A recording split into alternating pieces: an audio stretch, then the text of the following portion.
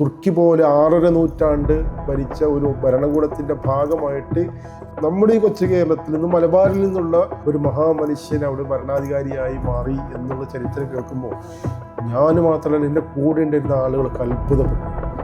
ടർക്കിയിലെ ഏറ്റവും നമ്മെ അത്ഭുതപ്പെടുത്തിയ ഒരു കാഴ്ചയായിരുന്നു, ഒരു സംഭവം തന്നെയാണത്. സയ്യിദ് ഫസൽ തങ്ങൾ. അപ്പം ഞാനിത് എന്നോട് ഗൈഡ് പറഞ്ഞു, ഇനി സയ്യിദ് ഫസൽ തങ്ങളുടെ ഖബറിടത്തിലേക്കാണ് പോകുന്നത്, അവിടെ അദ്ദേഹത്തിൻ്റെ ഖബറുണ്ട്, നിങ്ങൾ ഇന്ത്യക്കാരനാണെന്ന് പറഞ്ഞു. സയ്യിദ് ഫസൽ തങ്ങൾ എന്ന് പറയുന്ന ആളെ എനിക്ക് അറിയില്ല, ഞാൻ പഠിച്ചിട്ടില്ല, എനിക്ക് അദ്ദേഹത്തെക്കുറിച്ച് അറിയാം. അദ്ദേഹം എന്താണ് എന്നുള്ള അപ്പോൾ പോയ സമയത്ത് ഇത് ഇന്ത്യക്കാരനാണ് എന്ന് പറഞ്ഞു. അദ്ദേഹത്തെക്കുറിച്ച് പഠിച്ചു നോക്കുമ്പോഴാണ് അദ്ദേഹം മമ്പുറം അലവി തങ്ങളുടെ മകനായിട്ടുള്ള സയ്യിദ് ഫസൽ തങ്ങൾ എന്ന് പറയുന്ന ഒരു മഹാനുഭാവൻ്റെ അദ്ദേഹം ബ്രിട്ടീഷുകാർക്ക് എതിരെ പോരാടിയതിൻ്റെ അടിസ്ഥാനത്തിൽ അദ്ദേഹത്തെ എന്ത് ചെയ്തു, നാട് കടത്തി, മക്കയിലേക്ക് നാട് കടത്തി.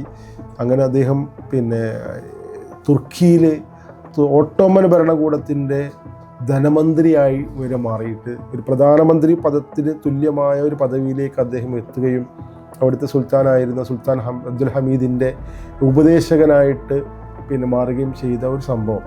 ഒരു ഇന്ത്യക്കാരന്, അതും ഒരു കേരളക്കാരന് അങ്ങനെ ഒരു അവിടെ എത്താൻ സാധിച്ച്, അത് ഇത്രയും ഉന്നതമായൊരു പദവിയിൽ എത്താൻ സാധിച്ചു എന്നുള്ളത് എനിക്ക് വലിയ ആശ്ചര്യം ഉണ്ടാക്കിയ സംഗതിയാണ്. നമ്മൾ ഇന്ന് എന്ത് ചെയ്യുന്നുണ്ട്, ഇന്ത്യൻ വംശജനായ ആൾ ഈ ന്യൂയോർക്ക് സിറ്റിയുടെ മേയറായി എന്നൊക്കെ പറയുമ്പോൾ ഇത് ഏത് കാലഘട്ടത്തിലാണ്? അദ്ദേഹം 1901 അദ്ദേഹം മരണപ്പെട്ടിട്ടുണ്ട്.